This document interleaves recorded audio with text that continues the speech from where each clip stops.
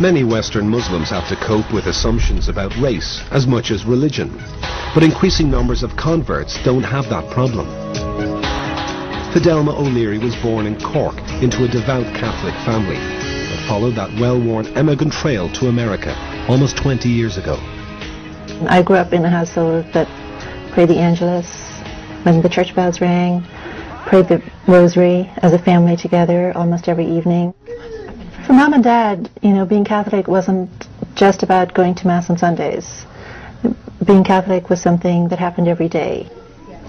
That's why I think for me, being Muslim and praying 5 times a day, it's easy.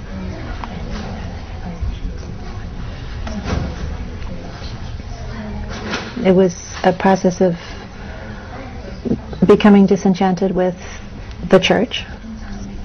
I just pulled away from being a traditional Irish Catholic. Today, Fidelma lives in the Texas state capital, Austin, and is professor of biology at St. Edward's University. You find someone poking around inside your nostril, right? They're just worried about you. Okay? A college friend of mine gave me a copy of the Quran. I was pretty darn excited to know that there was actually a religion that was what I believed.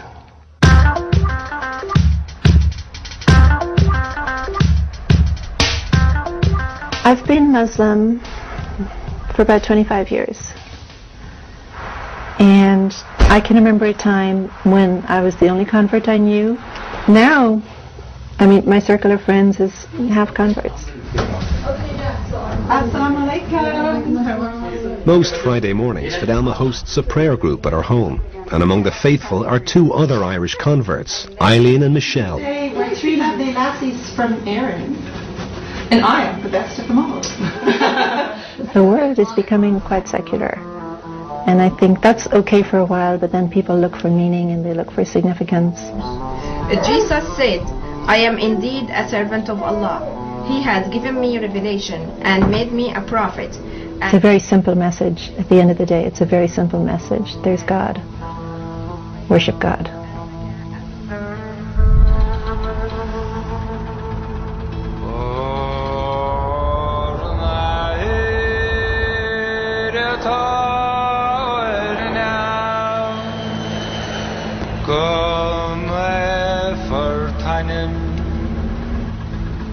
We followed Fidelma and her daughter Sarah back to Cork during the Christmas holidays.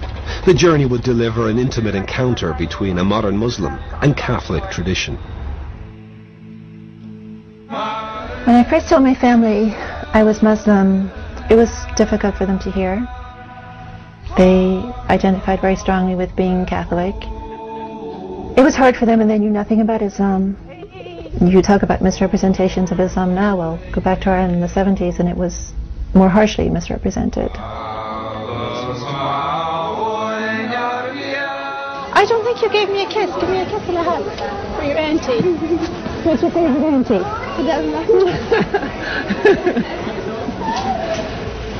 How's everything? Great. Yeah. Great. Great.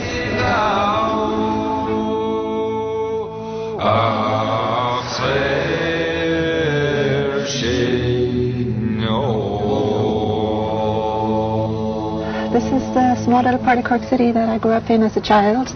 During my childhood, Ireland was completely permeated by things related to the church and Catholicism, and I think, you know, growing up next door to a church seemed completely natural.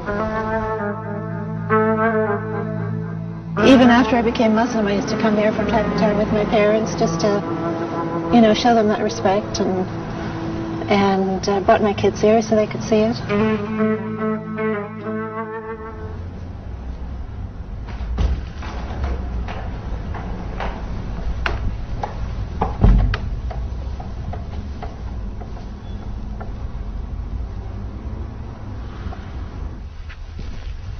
I'm kind of shocked at myself to remember that I used to go and kneel in front of these statues and pray to them. And the thought of kneeling at a statue of some virtuous person who passed away and praying to that person is ludicrous to me.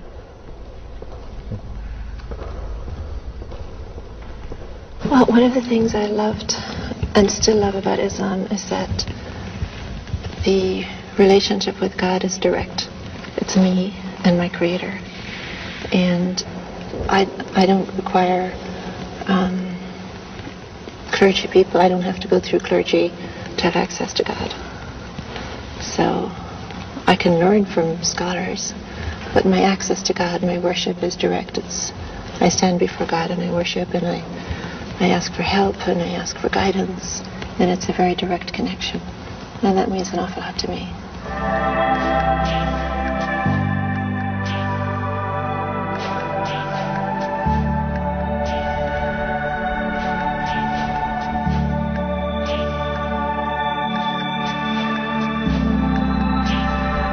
What we have in the Quran is we have hints at the magnificence of God.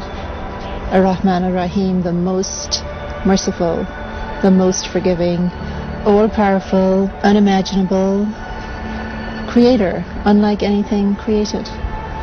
So I think it's a human tendency to always try to imagine that God is like something created that we can see or hear or taste or touch. But the creator is nothing like what was created.